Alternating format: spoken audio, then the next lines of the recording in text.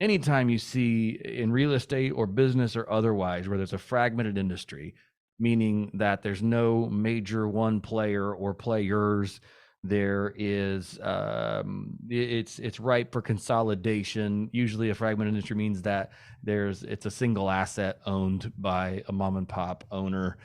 That usually is their only asset that they own, and they don't generally, not saying that they're dumb people or the people that aren't educated, because they can be really smart people, but they don't possess the sophistication to really take their business to the next level. Welcome to the How to Scale Commercial Real Estate Show. Whether you are an active or passive investor, we'll teach you how to scale your real estate investing business into something big.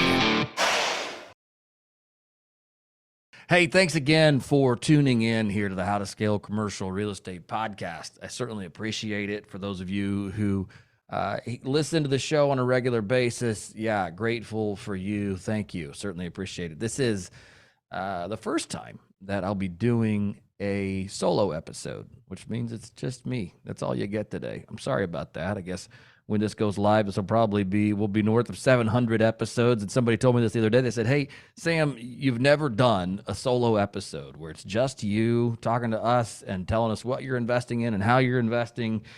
And I just don't know that much about you. I'd love to hear directly from you on a show. So here goes today.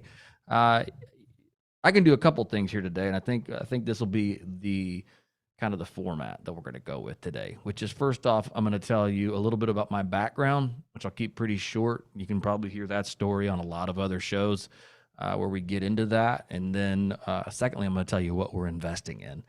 So part one, here I'm going to go, and hopefully this will be short for you, so you don't have to endure too much of it.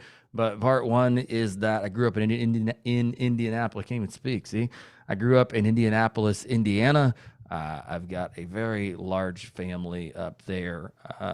Lived there till I was 30. My family was involved in the trades.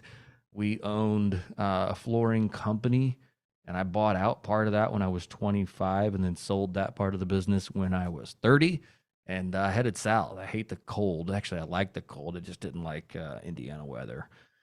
Midwest weather in the winter, it seems like it drags on for about 8 months of the year with about 40 degrees and gray and the occasional snowstorm, which makes just kind of for a miserable winter experience. So we sold that company and headed south. I didn't know what to do next, got involved in real estate, and many iterations later, I've invested in every asset class imaginable. At least I think almost every asset class imaginable.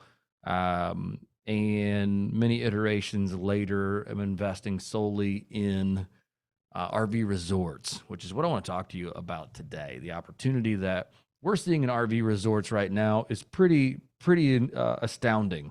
So let's talk about why investing in RV resorts is a good idea right now. I'm gonna give you a couple quick highlights and see if it makes sense for you. First and foremost, RV resorts are a fragmented industry. Anytime you see in real estate or business or otherwise where there's a fragmented industry, meaning that there's no major one player or players, there is it's ripe for consolidation. Usually a fragmented industry means that it's a single asset owned by a mom and pop owner.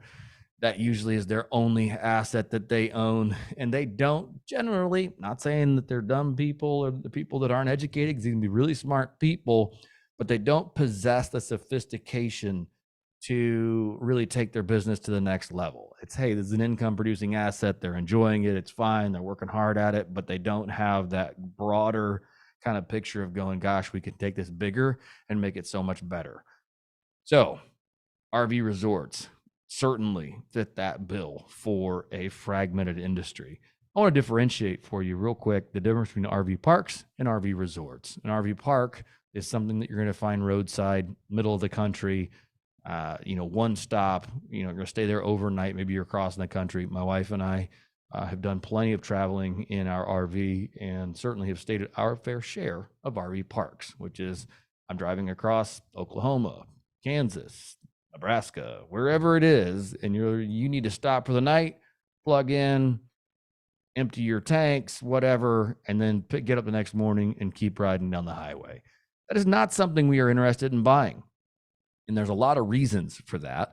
But an RV resort, on the other hand, has amenities to it. Think swimming pool, pickleball courts, tennis courts, fishing, game rooms, events on the weekends. There's golf cart rentals, there's dog runs, there's dog parks, there's all sorts. And then the number of amenities that you can find in an RV resort is practically unlimited. So that said, we are buying RV resorts. We want something that is a destination.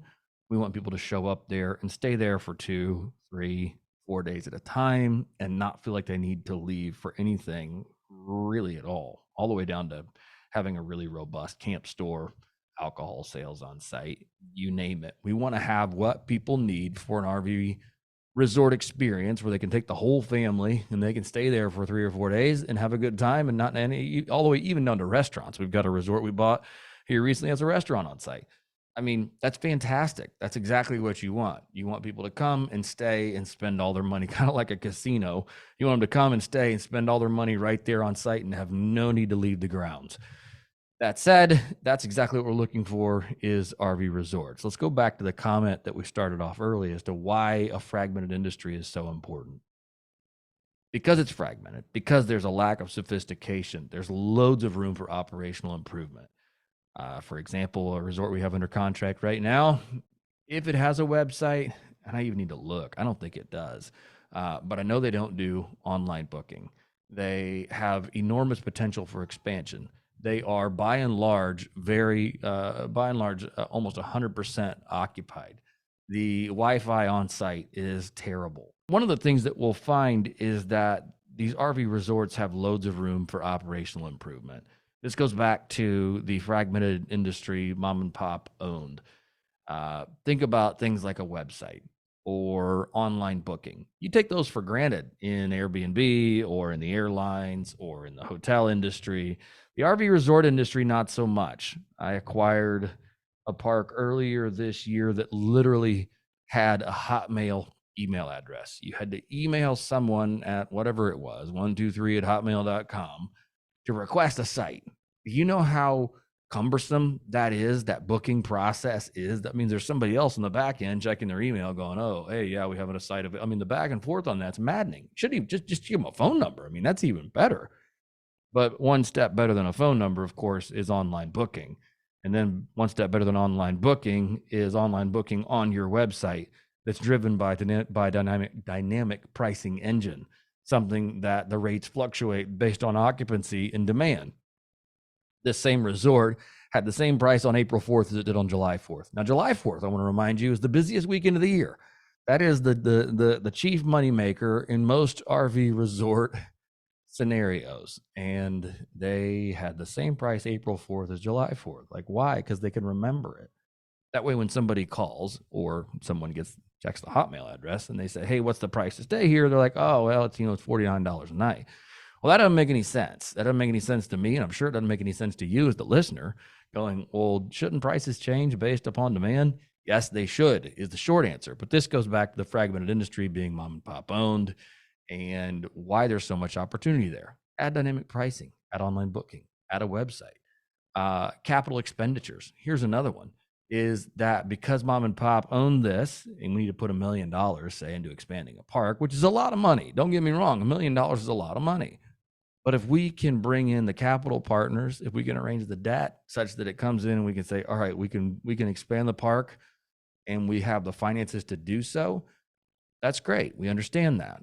But if it's your only asset that you own and you go, gosh, man, $1 million, and let's say that we put $1 million into this and it throws off another $130,000 a year and gross revenues, man, that's the payoff just isn't there for someone that's looking to retire in 5 years. They just don't see it. Well, for us, again, going back to expansion, is that or capital expenditures, expansion being part of capital expenditures, is that we look at that and go, okay, wait, you're 100% full. Like one of the resorts we acquired this year is 100% full in the RV park, part of the RV park, part of the business, and we go, it only makes sense to expand the park. You're completely full. You have a wait list. you've got to expand the park. And secondly, you need to up the prices. And thirdly, you need to put in dynamic pricing because, that already covered the why on that. So that said,